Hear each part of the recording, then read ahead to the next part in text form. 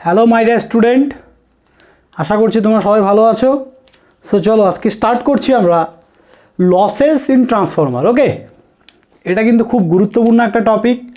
Gate বলো বা কোনো কম্পিটিটিভ এক্সাম বলো, এখান থেকে কিন্তু প্রচুর কোশ্চেন আসে। সো আমরা আজকে দেখব losses.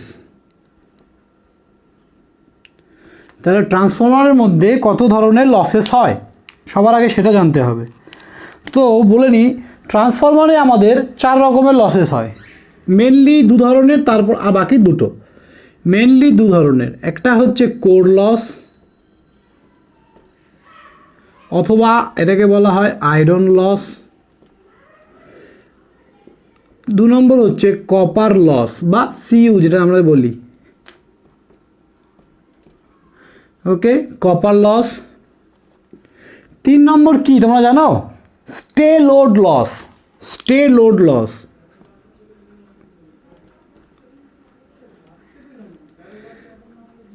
R 4 number due to, এটা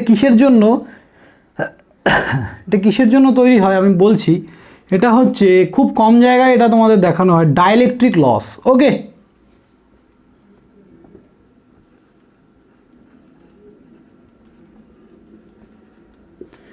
সো এই 4টে লসেস তৈরি হয়। সো মেনলি তোমরা যদি এই দুটো লসেস মনে রাখো তাহলেই এনাফ। ওকে, আমাদের যে কোনো এক্সামের জন্য এই দুটো লসেস মনে রাখলেই এনাফ, বাট আমি বলে দিচ্ছি তবুও, ঠিক আছে?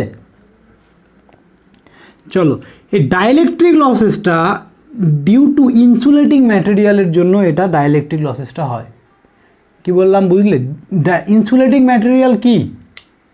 আমরা যখন ট্রান্সফরমার দেখবে তোমরা, ট্রান্সফরমারের কোরটা এভাবে স্ট্যাক করা থাকে, এরকম অনেকগুলো ছোট ছোট ছোট ছোট প্লেট দিয়ে একটার পর একটা স্ট্যাক থাকে। বুঝতে পারছো কী করছি? এবার এর মাঝে আমাদের ইনসুলেটিং ম্যাটেরিয়াল থাকে। তো ট্রান্সফরমারের যেখানে যেখানে ইনসুলেটিং ম্যাটেরিয়াল থাকে সেখানে সেখানে কিন্তু এই ডাইইলেকট্রিক লসেসটা হয়। ডাইইলেকট্রিক কী জিনিস? ডাইইলেকট্রিক হচ্ছে, না আমি আজকে এটা বলবো না তোমাদের, এই টপিকটা এখন তাহলে আমার অনেক লেন্দি হয়ে যাবে। চলো, সো আজকে আমরা স্টার্ট করব কোর লস। চলো দেখো, ভালো করে দেখো, কোর লস কত ধরনের? কোর লস বলতে কোনটা? আমাদের এই যে ট্রান্সফরমার আছে, ট্রান্সফরমারের এটা কি আমাদের, এটা কি কোর। কোরে এখানে কি থাকে? ওয়াইন্ডিং থাকে এভাবে।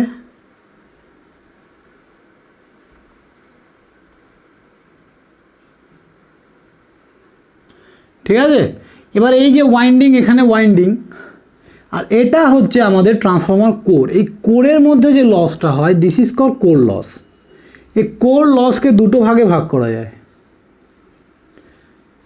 একটা হচ্ছে হিস্টেরেসিস লস, এটাকে আমরা পিএইচ দিয়ে লিখব। আরেকটা হচ্ছে ইডি কারেন্ট লস। ওকে,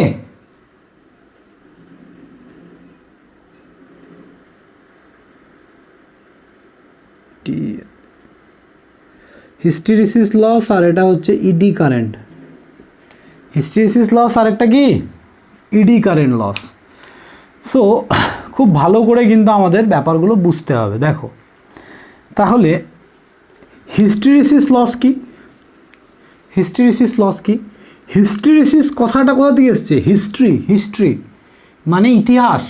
ওকে, সো একটা ম্যাগনেটিক ম্যাটেরিয়ালকে আমরা যদি একবার ম্যাগনেটাইজ করে দিই, সেটা তার, যদি আমি ম্যাগনেটাইজ কিভাবে করব? এটা একটা দেখো, এই যে কোরটা কি? একটা ম্যাগনেটিক ম্যাটেরিয়াল। এটাকে আমি যখন এখানে তার দিয়ে র্যাপ করে দিচ্ছি, এবার এখান থেকে কারেন্ট ফ্লো করালে এটাকে আমরা কি করি? ম্যাগনেটাইজ করি। কোরটাকে ম্যাগনেটাইজ করছি। এবার এই কোরটাকে যখন আমি ম্যাগনেটাইজ করছি, তখন এর প্রপার্টিটা চেঞ্জ হচ্ছে, ভেতরের প্রপার্টিটা, ইন্টারনাল প্রপার্টিটা চেঞ্জ হচ্ছে। আমি যখন এই সাপ্লাইটা দেয়া বন্ধ করে দেব, তখন এ কিন্তু নিজের আগের পরিস্থিতিতে আর ফিরে যাবে না, নিজের আগের প্রপার্টিতে আর ফিরে যাবে না। এ কিছুটা ম্যাগনেটিক হিস্ট্রি হোল্ড করে রাখবে। এই ম্যাগনেটিক হিস্ট্রির জন্যই যে লসেসটা হয়, দিস ইজ কল হিস্টেরেসিস। এবার দেখো কি করে হয়, আমি একদম ব্রিফলি বোঝাচ্ছি, ওকে, ভালো করে বোঝো। বিএইচ কার্ভ আই থিঙ্ক তোমরা সবাই জানো। সো এটা বি, এটা H. So what is B, what is H? B হচ্ছে what is B? Density, magnetic flux density. Okay, so B এর সাথে আমরা বি কি জানি? বি দেখো আমরা বি কি জানি? B directly proportional to phi. কারণ কি B equals to phi by A, আমরা এটা জানি B equals to phi by A flux per area, তাহলে এটা বলতে পারি। আবার এইচ কি জানি আমরা? এইচ কি জানি বলো তো? এইচ ইকুয়ালস টু হচ্ছে magnetic field intensity N into I by কত? L. N I by L, এখানে এলটা হবে স্মল, এটা লেন্থ, ওকে, কোরের লেন্থ। তাহলে এইচ কি ডাইরেক্টলি প্রপোর্শনাল কার সাথে? H directly proportional I. তো তোমরা সব বুঝতে পারছো তো ব্যাপারগুলো? তাহলে আমরা দেখতে পাচ্ছি H directly proportional two I. তাহলে দেখো এখান থেকে আমরা কি লিখতে পারি? এটাকে আই লিখতে পারি, এটাকে ফাই লিখতে পারি, তাই তো? তাহলে ভালো করে দেখো, এবার আমি কি করব? তাহলে আমরা কি জানি? বি ইকুয়ালস টু, ভালো করে জানো আরেকটা সূত্র আমরা জানি, B equals to mu into H.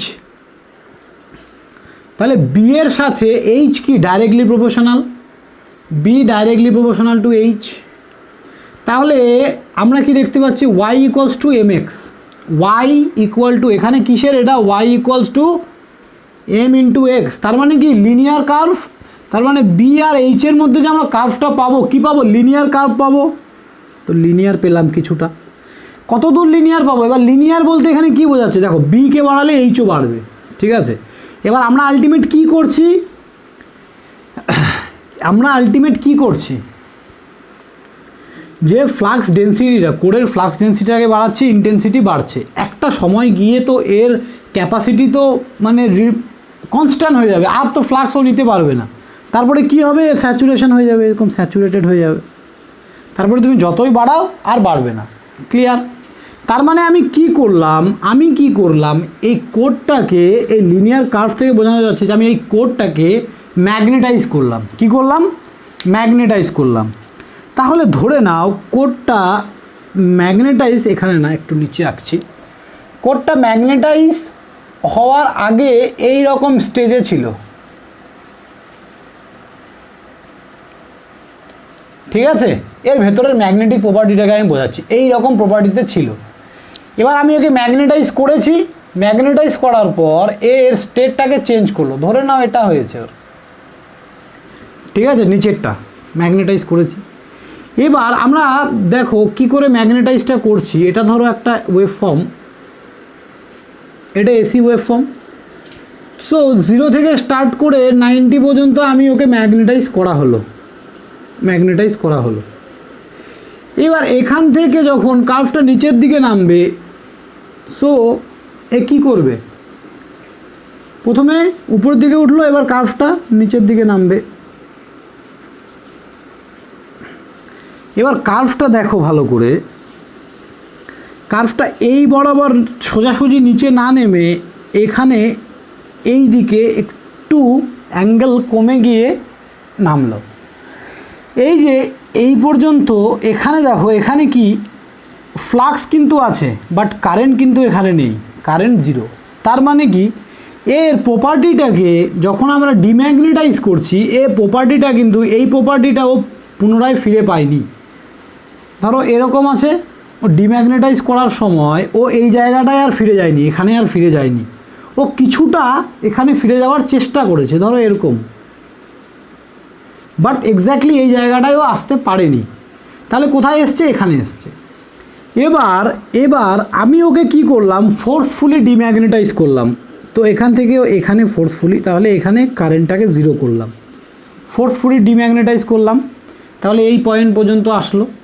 এবার এই পয়েন্ট পর্যন্ত আসার পর এবার এটা কি নেগেটিভ স্লোপ, এবার সেমভাবে আবার নেগেটিভেও ম্যাগনেটাইজ হবে, তাহলে এই পথেও ম্যাগনেটাইজ হচ্ছে। আর এই পর্যন্ত নেগেটিভে ম্যাগনেটাইজ হলো, আবার এখান থেকে কি হবে, এটা ডিম্যাগনেটাইজ, তাহলে এখান থেকে আবার এইভাবে ডিম্যাগনেটাইজ হচ্ছে, বোঝা গেল? তাহলে এখান থেকে প্রথমে ম্যাগনেটাইজ, তারপরে এই পথে ডিম্যাগনেটাইজ, আবার এই পথে ম্যাগনেটাইজ, আবার এই পথে ডিম্যাগনেটাইজ। তাহলে এই উপরেরটুকু হচ্ছে পজিটিভ কার্ভের জন্য, নিচেরটা হচ্ছে কি নেগেটিভ কার্ভের জন্য, বোঝা গেল? তাহলে এই যে লুপটা আমরা পেয়েছি এটাকেই বলা হয় হিস্টেরিসিস লুপ। তাহলে তোমরা বলতেই পারো স্যার এখানে হিস্টেরিসিস লসটা কোথায় হচ্ছে? ওকে, ভালো করে বোঝো। এই পয়েন্টে আমরা কি পাচ্ছি, ধরলাম এটা এ পয়েন্ট আর এটা ও পয়েন্ট, এটা ও পয়েন্ট, ঠিক আছে? তাহলে এটা ও, এটা এ, এটা ও, তাহলে এই পর্যন্ত এই যে এই জায়গাটুকু এখানে আমরা কি কারেন্ট জিরো পাচ্ছি, বাট ফ্লাক্স পাচ্ছি। এই পজিশনটাকেই বলা হয়, এই পজিশনটাকেই বলা হয় রিটেনটিভিটি। তো এই পজিশনটাকে আমরা কি বলবো, রিটেনটিভিটি। এবং এই যে ফ্লাক্সটা এখানে যে পাচ্ছি, এই ফ্লাক্সটাকে বলা হয় রেসিডুয়াল ফ্লাক্স। মনে রাখবে সবসময় যে কোনো ম্যাগনেটিক ম্যাটেরিয়ালকে একবার ম্যাগনেটাইজ করার পর তাকে পুনরায় একদম নিজের ফর্মে কোনো দিনও, আগের ফর্মে কোনো দিনও আনা যায় না, তার মধ্যে কিছুটা হলেও রেসিডুয়াল ফ্লাক্স থাকবে। তাহলে রেসিডুয়াল ফ্লাক্সটা কি বুঝতে পারছো, সে তার প্রপার্টিটাকে যে হোল্ড করে রেখেছে, this is call residual flux. এবার এই রেসিডুয়াল ফ্লাক্সটাকে, তাহলে আমরা এবার রেসিডুয়াল ফ্লাক্সের এফেক্টটাকে যদি কমাতে চাই, to reduce this residual flux আমরা কি করব, আমাদের একটা এক্সটার্নাল ফোর্স ক্রিয়েট করতে হবে। সো এক্সটার্নাল ফোর্সটা আমরা কে দেবে, এক্সটার্নাল ফোর্সটা কে দেবে, কারেন্টটা দেবে। এক্সটার্নাল ফোর্স কে দেবে, কারেন্ট দেবে, এনার্জাইজড কারেন্ট, যে কারেন্টটা একে এনার্জাইজড করছে। ওকে, তাহলে তার জন্য আমাকে এখন ফোর্স দিতে হবে। এবার ফোর্স যদি আমি এক্সট্রা বাইরের থেকে এখানে মাইনাস আইই এনার্জাইজড কারেন্ট একটা দেই, তাহলে একটা ফোর্স ক্রিয়েট হবে। তাহলে কি জন্য আমরা এটা দিচ্ছি, এটাকে কমানোর জন্য, রেসিডুয়াল ফ্লাক্সটাকে কমানোর জন্য। এবার এটাকে কমানোর জন্য আমি বাইরে থেকে কারেন্ট বা ফোর্স দিচ্ছি। ফোর্স দিলে আমার কি হবে, আলটিমেট ফোর্স দিলে, তাহলে ফোর্স দেওয়ার জন্য আমার এনার্জি দরকার। এনার্জি কি, পাওয়ার ইনটু হিট। ওকে, তাহলে ভালো করে বোঝো, সরি, এনার্জি কি আমাদের পাওয়ার ইনটু টাইম। ওকে, এবার আমি যখন একে এনার্জি দেব, তার মানে আমার এনার্জিটা কি হিট হিসাবে লসেস তৈরি হবে। সো এই যে এনার্জিটা লসেস হচ্ছে, এখান থেকে তো পাওয়ার লসটা ক্রিয়েট হচ্ছে না। সো আমি যে এটাকে কমানোর জন্য, এই রেসিডুয়াল ফ্লাক্সটাকে কমানোর জন্য যে ফোর্সটা দেব, ফোর্সটা কি করবে, রেসিডুয়াল ফ্লাক্সটাকে কমাবে ঠিকই, বাট এই ফোর্সের জন্য একটা লসেস তৈরি হয়। এই ফোর্সের জন্য একটা লসেস তৈরি হয়। এই ফোর্সটাকে কে দিচ্ছে, এনার্জাইজড কারেন্ট। এনার্জাইজড কারেন্ট এই কোরের যে কারেন্টটা, ক্লিয়ার? তাহলে মনে রাখবে এই এনার্জাইজড কারেন্ট কি করছে, একটা ফোর্স দিচ্ছে, ফোর্সের জন্য এনার্জি লসেস হচ্ছে। এবার এই এনার্জিতে পাওয়ার আছে, পাওয়ার লসেস হচ্ছে, clear? So this is all about hysteresis loss, মানে কি করে হয়। এবার আমরা হিস্টেরিসিস লসের কিছু ইকুয়েশন দেখব। দেখো, hysteresis loss equals to PH equals to KH, hysteresis constant, into B to the power X. Xটা কি, Xটা হচ্ছে স্ট্রেঞ্জম্যান কনস্ট্যান্ট। Xটা কি, স্ট্রেঞ্জম্যান কনস্ট্যান্ট। X এর ভ্যালু সবসময় 1.6, আর যদি অঙ্কে দিয়ে দেয় কিছু কিছু ম্যাথসে 2ও দেওয়া থাকে, ঠিক আছে? তাহলে আমরা কি দেখতে পেলাম, B to the power X, আর কী হবে এর সাথে, F into V, F into V. V হচ্ছে ভলিউম অফ দ্য কোর, আর এফ হচ্ছে ফ্রিকোয়েন্সি, সাপ্লাই ফ্রিকোয়েন্সি। ওকে, মানে এখানে কত ফ্রিকোয়েন্সি সাপ্লাই দিয়েছি। So this is a hysteresis loss. এটা হচ্ছে ইকুয়েশান। দেখো, এই ইকুয়েশানটা আমরা ডিরাইভ করতে পারি না, বিকজ এই ইকুয়েশানটা আমাদের ল্যাবে তৈরি করা ইকুয়েশান। কোনো ল্যাবে তৈরি করা ইকুয়েশান কোনোদিনও ডিরাইভ করা যায় না, ঠিক আছে? সো এটা একটু তোমাদের মনে রাখতে হবে যে PH equals to KH B to the power X into F into V। Okay, এই B ইকুয়ালস টু হচ্ছে V বাই F। তাহলে কি হচ্ছে দেখো, PH equals to K H into V by F to the power X into F into V. এই হচ্ছে main সূত্র। So এটা মনে রাখবে। আমি নেক্সট দিন এখান থেকে ম্যাথস করাবো। আমি নেক্সট দিন থিওরি ক্লাস করাবো না, কালকে আমি লসেস থেকে ম্যাথস করাবো, তখন এগুলো আরও ক্লিয়ার হয়ে যাবে। চলো এবার আমরা দেখব ইডি কারেন্ট লসেস। সো আমরা আজকে কি দেখলাম, প্রথমে হিস্টেরিসিস লসেস, এবার দেখব eddy current losses. Hysteresis loss যদি কারো বুঝতে অসুবিধে হয় তাহলে আমাকে তোমরা নিচে কমেন্ট করো, আমি তোমাদের অবশ্যই জানাবো। নিচে কমেন্ট করো, অবশ্যই বলবো। এবং কমেন্ট করার পরে তোমরা কমেন্টগুলো, আমি কিন্তু আনসার করি কিন্তু তোমরা কিন্তু আনসারগুলো পড়ো না। সো প্লিজ আনসারগুলো পড়বে। চলো এবার দেখব আমরা eddy current losses. So eddy current losses মানেটা কি? ইডি কারেন্ট কী করে, ইডি কারেন্ট কোথায় তৈরি হয়? তার মানে আমরা কোর নিয়ে আলোচনা করছি। ভালো করে দেখো, এই কোর আমরা কি জন্য বানাই? এই কোরটা আমরা কি জন্য তৈরি করি? ফ্লাক্স পাস করার জন্য। সো যদি এই কোরে ফ্লাক্স পাস না করে কারেন্ট পাস করে তাহলে অটোমেটিক তো প্রবলেম ক্রিয়েট হবে। সো এটাই হচ্ছে মেন প্রবলেম। দেখো এই কোরে আমাদের কি হচ্ছে, ফ্লাক্স পাস না করে কিছু, দেখো একদম আইডিয়াল কোর আমাদের বানানো পসিবল না, ঠিক আছে, যেখানে 100% ফ্লাক্স পাস হবে। সো কিছু না কিছু কারেন্ট এখান থেকে ফ্লো হয়ে যায়, because this is one type of metal থাকে কিছু, ওকে, ম্যাগনেটিক ম্যাটেরিয়াল, বাট কিছু মেটাল টাইপের পার্ট থাকে। সো দ্যাটস ওয়াই এখান থেকে কিছুটা কারেন্ট ফ্লো করে যায়। এবার যখন কারেন্ট ফ্লো করে যায় এটা দিয়ে এখানে এরকম স্ট্যাক করা থাকে ট্রান্সফরমার, তোমরা বাড়িতে খুলে দেখবে অনেকগুলো প্লেট একসাথে জড়ো করা থাকে এখানে, মানে জড়িয়ে থাকে, ঠিক আছে। সো এখান থেকে এবার এখান থেকে যদি কারেন্ট ফ্লো করে যায় এবং এর একটা রেজিস্টিভ প্রপার্টি থাকবে, তাহলে কি হবে, কারেন্ট আই স্কোয়ার ইন্টু আর। এই কারেন্টটাকেই বলা হয় ইডি কারেন্ট। এখান থেকে যে কারেন্টটা ফ্লো করে যায় কোরের মধ্যে, this is called eddy current. আর এখানে এই রেজিস্টিভ প্রপার্টির জন্য I square into R form করে, দ্যাটস ওয়াই এখানে লসেস তৈরি হয়। এবার ইডি কারেন্ট লসেসের জন্য এখানে হিট প্রডিউস হয় প্রচুর, কোরে দেখবে ট্রান্সফর্মার কোর প্রচুর গরম হয়ে যায়। দ্যাটস ওয়াই এই ইডি কারেন্টকে রিডিউস করার জন্য আমাদের কি হয়, দেখবে প্রত্যেকটা প্লেটের মাঝে ইনসুলেটর দেওয়া হয়। তাহলে ইনসুলেটর দিলে কি হবে, হিটটা কনজিউম করে নেবে বা হিট কম প্রডিউস হবে, বুঝতে পারছো? তাহলে ইডি কারেন্ট লসেসকে রিডিউস করার জন্য কিন্তু ইনসুলেটর দেওয়া হয়, বোঝা যাচ্ছে? So this is a eddy current losses. এবার ইডি কারেন্ট লসেসের একটা ফর্মুলা আছে, দেখো ইডি কারেন্ট লসেস সেমভাবে আমরা যে ফর্মুলাটা এখনই দেখলাম, সেম টাইপের formula, P E equals to K into E. কেইটা কি, ইডি কারেন্ট কনস্ট্যান্ট। এবার এখানে যে বিএমটা থাকে, ম্যাক্সিমাম ফ্লাক্স ডেন্সিটি, তার স্কোয়ার থাকে, ওখানে বিএমের টু দি পাওয়ার এক্স ছিল, এক্স হচ্ছে স্ট্রেঞ্জমেন্ট কনস্ট্যান্ট। এবার এখানে এফ এর স্কোয়ার থাকবে, ওখানে এফ কি ছিল, একা ছিল, এখানে এফ এর স্কোয়ার, তারপরে টি এর স্কোয়ার। টি এখানে কিন্তু টাইম নয়, এটা হচ্ছে থিকনেস অফ ল্যামিনেশন, ওকে। আর এটা হচ্ছে ভি, তাহলে টি হচ্ছে থিকনেস অফ ল্যামিনেশন, ভি হচ্ছে ভলিউম অফ দ্য কোর। তাহলে বিএম যদি ভি বাই এফ হয়, তাহলে আমাদের পিই কি দাঁড়াচ্ছে, কে ই ইন্টু ভি বাই এফ তার হোল স্কোয়ার, এফ স্কোয়ার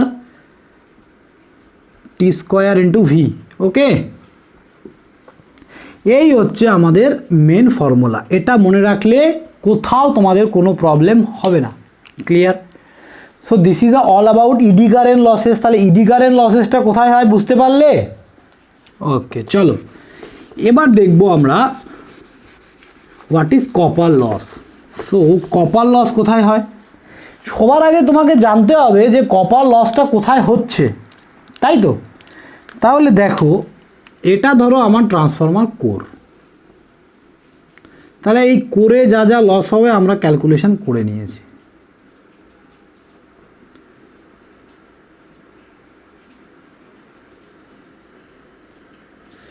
এবার এখানে যখন আমি সাপ্লাইটা দিচ্ছি, এবার এটা তো একটা কি কন্ডাক্টিং ম্যাটেরিয়াল, মানে একটা কি ওয়্যার, এটা একটা কপার ওয়্যার ধরে নাও, ট্রান্সফরমারে ধরে নাও একটা কপার ওয়্যার আছে। এবার এই যে কয়েলটার মধ্যে যখন কারেন্ট ফ্লো করছে, এবার এর তো একটা রেজিস্টিভ প্রপার্টি আছে। রেজিস্টিভ প্রপার্টি থাকা মানেই কি I² × R ফর্ম করবে। তো এখানে এটা হয় আমাদের ট্রান্সফরমার যে কয়েলটা থাকে ওটা বেশিরভাগটাই ইন্ডাকটিভ থাকে, কিন্তু কপার লস কোনোদিনও ইন্ডাকটেন্সের মধ্যে এফেক্ট করে না। কপার লস কি I² × R। সো এই রেজিস্টিভ লোডের জন্য যে লসেসটা হয় this is call copper loss. মানে রেজিস্টিভ লোড বলবো না, রেজিস্টিভ প্রপার্টির জন্য, মানে এই যে কয়েলটা থাকে এর মধ্যে কি একটা রেজিস্টিভ প্রপার্টি থাকে, তো রেজিস্টিভ প্রপার্টির জন্য যে I² R লসটাই হয় এটাকে আমরা CU দিয়ে লিখি, কপার লস। তাহলে প্রাইমারিতেও হবে, সেকেন্ডারিতেও হবে।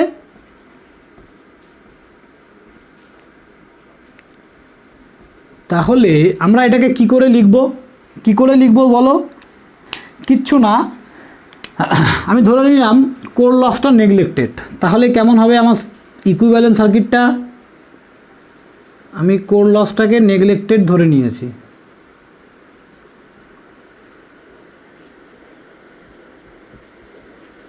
এখানে আমার লোড, ওকে, এই হচ্ছে আমার সাপ্লাই।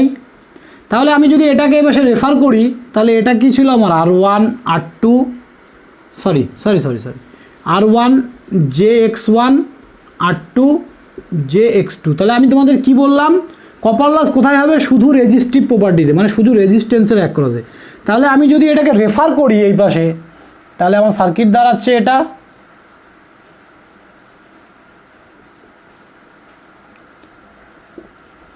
সেক্ষেত্রে এটা R1 JX1 সবসময় একদিকেই করবে, এইটাকে এইদিকে রেফার করবে, ব্যাস।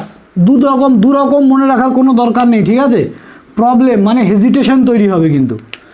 তাহলে মনে রাখবে যাকে আমি এইদিকে রেফার করছি, মানে 2 নম্বরকে এখানে রেফার করছি, মানে উপরে N1/N2। তাহলে এখানে N1 হলে এখানে অলওয়েজ R2 হবে, ক্লিয়ার? এবার আমরা যখন R রেফার করি এটা কি হয়? রেশিওর স্কোয়ার।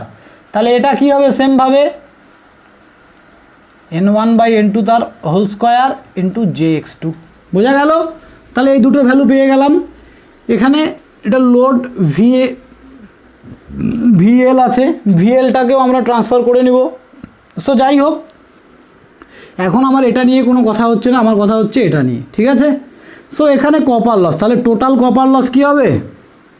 তাহলে total CU loss equals to এখানকার লস মানে I² × R1, তাহলে প্লাস I² এটা। তাহলে এটাকে আমরা কি দিয়ে লিখি? R2 dash. বোঝা গেল ব্যাপারটা? So this is a total copper loss. তাহলে এখানে যে আইটা, এই যে এটা কোন আই জানো? এটা কোন আই? এটা লোডেড কন্ডিশনের আই লোডেড। সো এই ব্যাপারগুলো আমি তোমাদের নেক্সট দিন বলবো, এই loaded, unloaded, full loaded I বলতে। এখন আপাতত লিখে রাখো। এখন আপাতত আমরা কি দেখতে পাচ্ছি যে এইটার মধ্যে দিয়ে যে লাইনটা প্রবাহিত করছে, যে কারেন্টটা প্রবাহিত করছে এই সার্কিটের মধ্যে দিয়ে, সেটাই। সো ওটাই মাথায় রাখো, আমি লোডেড ব্যাপারটা পরের দিন বলবো, লিখে রাখো। লোডেড স্কোয়ার ইন্টু এই দুটোকে আমরা যখন যোগ করব তাহলে কি হবে? আর ইকুইভ্যালেন্ট লিখতে পারি এটাকে।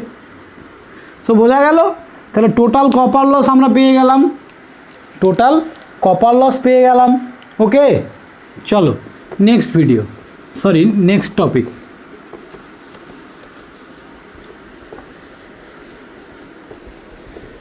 এবার দেখো ডাইলেকট্রিক লস কোথায় হয়? আমি তো তোমাদের বলেই দিলাম, ইনসুলেটিং ম্যাটেরিয়ালের জন্য ডাইলেকট্রিক লস হয়, ব্যাস। আমি আর এর থেকে বেশি কিছু বলতে চাই না ডাইলেকট্রিক লসের ব্যাপারে। এবার বলবো স্টে লোড লস।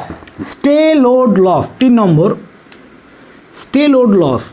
দেখো আমাদের এই কয়েলগুলো এইভাবে থাকে, তো আমরা মাঝে কোডটা লাগাই, যতই কোর লাগাই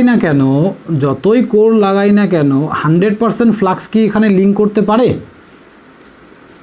এর মধ্যেও ফ্লাক্স ক্রিয়েট হচ্ছে, 100% ফ্লাক্স কি এর সাথে এ লিঙ্ক করতে পারে? N1 এর সাথে N2 এই দুটো কয়েল কি 100% ফ্লাক্স লিঙ্ক করতে পারে?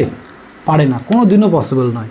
100% ফ্লাক্স তখনই লিঙ্ক করবে যখন আমরা একটা কয়েলকে আরেকটা কয়েলের সাথে অপোজিট ডাইরেকশানে র্যাপ করে দেবো, ঠিক আছে? সো এটা কয়েলের এক্সাম্পল নয়, আমি পরে বোঝাবো এগুলো।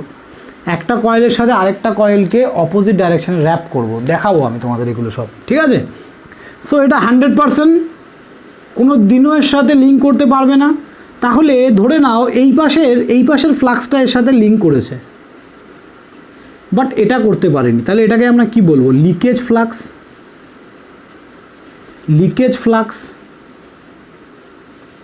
তাহলে এই যে এই ফ্লাক্সটার জন্য যে লসেসটা ক্রিয়েট হয়, this is called stray load loss. এটা অলওয়েজ ভেরিয়েবল লস, কারণ ফ্লাক্স তো ভ্যারি করছে, তাহলে ফ্লাক্স ভ্যারি করলে লিকেজ ফ্লাক্সও কিন্তু ভ্যারি করবে। ক্লিয়ার বোঝা গেল?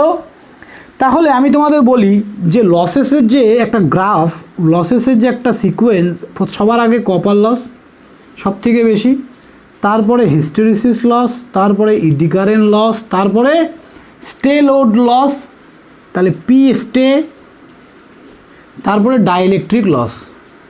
এটা হচ্ছে তার সিকোয়েন্স। ওকে, তার মানে ডাইইলেকট্রিক লস খুবই কম হয়, এটা নেগলেক্টেড ধরা গেলে।